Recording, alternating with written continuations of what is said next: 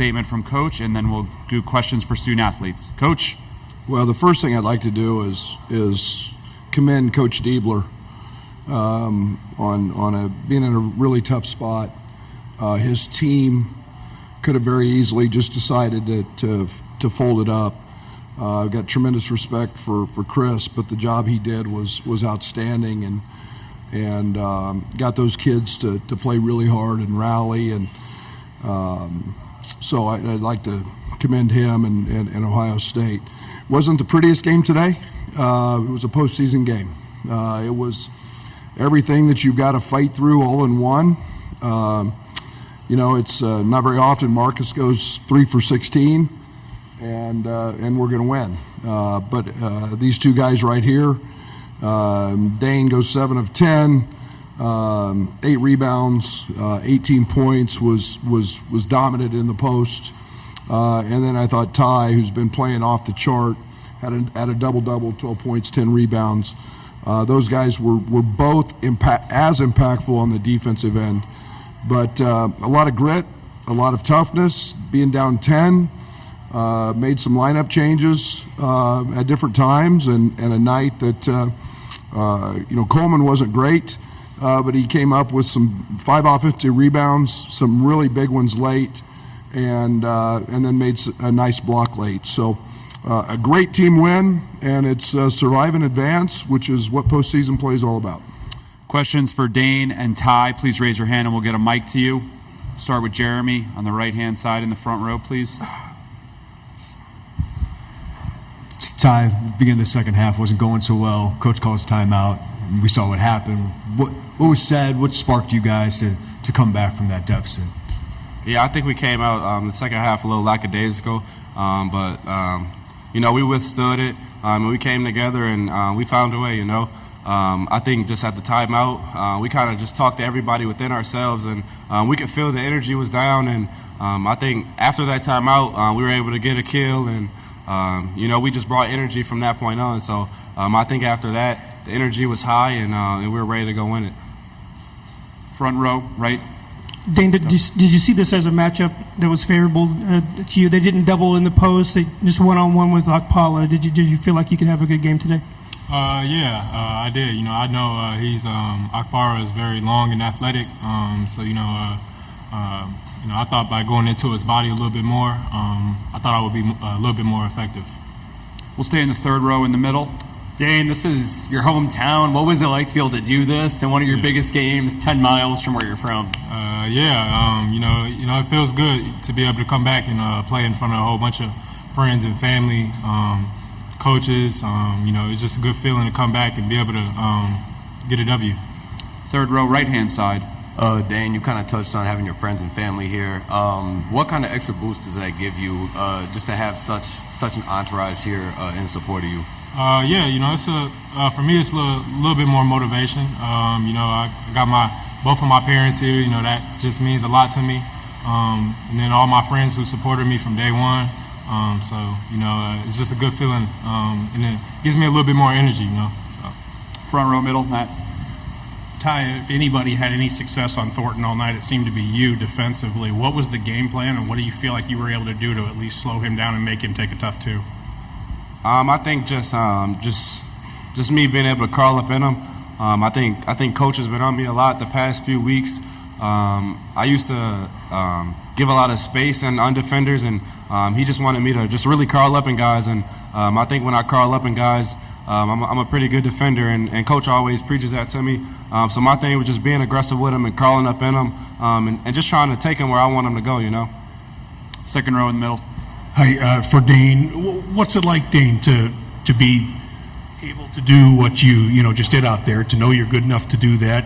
You don't always get to play as big a role in a game. Sometimes you do, sometimes you don't. But to be in March and, have your head up and do that, what's that experience like for you? It's about just staying positive and bringing good energy to the team. I don't want to be a downer to the team. I always want to, bring good energy, make the guys laugh a little bit, just doing those little things and just doing whatever it takes to win. That's what's most important. So.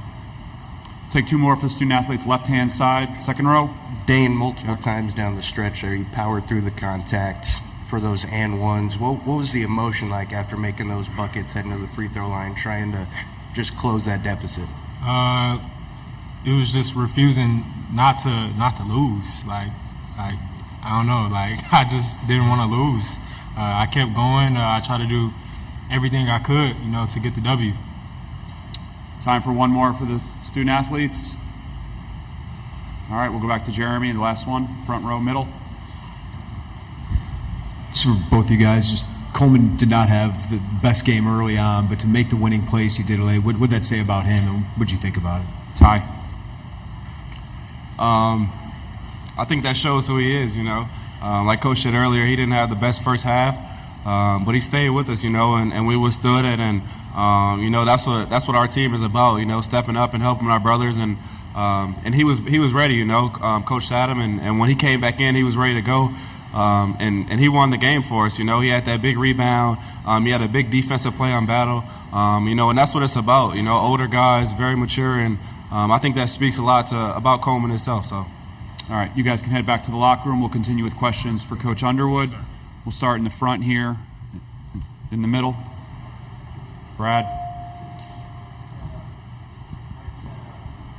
Go ahead, Okay. You've had a couple games where you didn't get rebounds at the end of games, and you kind of did that to them today, where you got the offensive rebounds and just the effort plays. I know you've been preaching that. How good was it to see that maybe come to fruition? Yeah, that's yes and no. They got a couple offensive putbacks that kept possessions alive, but it's nice to be on the other side of that. And again, Coleman 5 offensive rebounds. I don't know the last time he had 5 in a game. It might go back to his freshman year, but. Those were winning plays, and those are plays that you have to make this time of year. There's no doubt those were the decisive moments in this game, and for a senior to step up and do that is says a lot, especially not on his best night. And but Coleman wanted to keep playing here. Front row, right side. Go ahead. Oh, yeah, Brad. You mentioned survive in advance. Not only that, but it's a game where you're down double digits midway through the second half. And how do you use situations like that to prepare you for the finality of March? Yeah, you always have to learn from them. Most important thing is you have to learn why you got there. And the fight back, I think, is something we haven't been bound. I think we've only been down double digits 3 times this year. One was DeValpo, maybe Tennessee.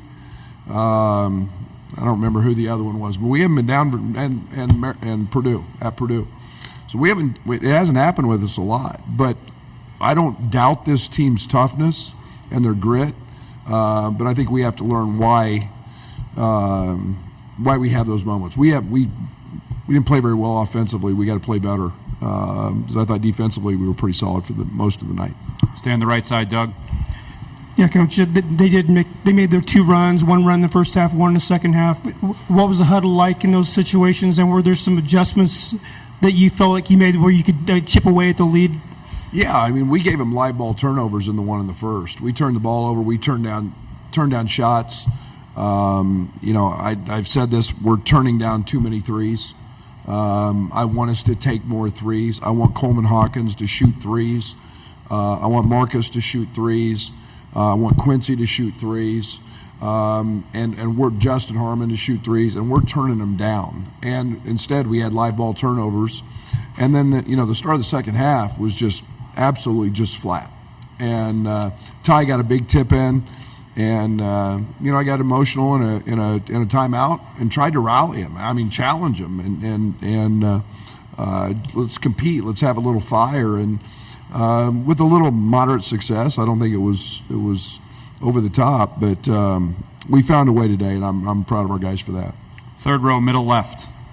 Coach, we got to see Dre Gibbs-Lawhorn give some great minutes in the game. What did you see that made you want to put him back into the rotation, and what did you think of his performance today? Well, he's been guarding, and I thought, especially when they had Bonner in the game, I thought he was a guy that could really pressure the ball, disrupt, their flow a little bit. I thought they were comfortable. They take Bruce off the ball some. But again, I've got a lot of confidence in Draven. He works hard every day. He's one of the hardest working guys on our team, if not the hardest working. And I'm going to, when it's time to go, I know he's going to be ready to go. All right, we got time for two more. Steve, and right side, middle. It's a bit off topic. Sorry, there's no good time to ask, I guess. It's about Chris Holtman going to DePaul. What you think of him? What you think of, that he can do in Chicago? You know the city, obviously, and you know him. Well, he's very familiar with the league, having already been in it, so he knows how good that league is. He'll be a better coach going into that league now because he's been in this league. He had great success in this league, and I think Chris is one of the great coaches in the country. I think he'll find a way to help build that program and make it one of the top contenders. I'm a huge Chris Holtman fan, and always have been. I think he works really hard, and I think he's a hell of a ball coach.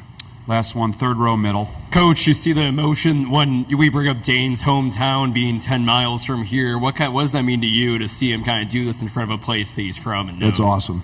That's what this thing is all about. I mean, you get, Marcus had a game earlier in the year when he was in Madison, back in his home state, and Dain right here, and Dain says it best. Dain's one of the nicest young people I could ever ask for.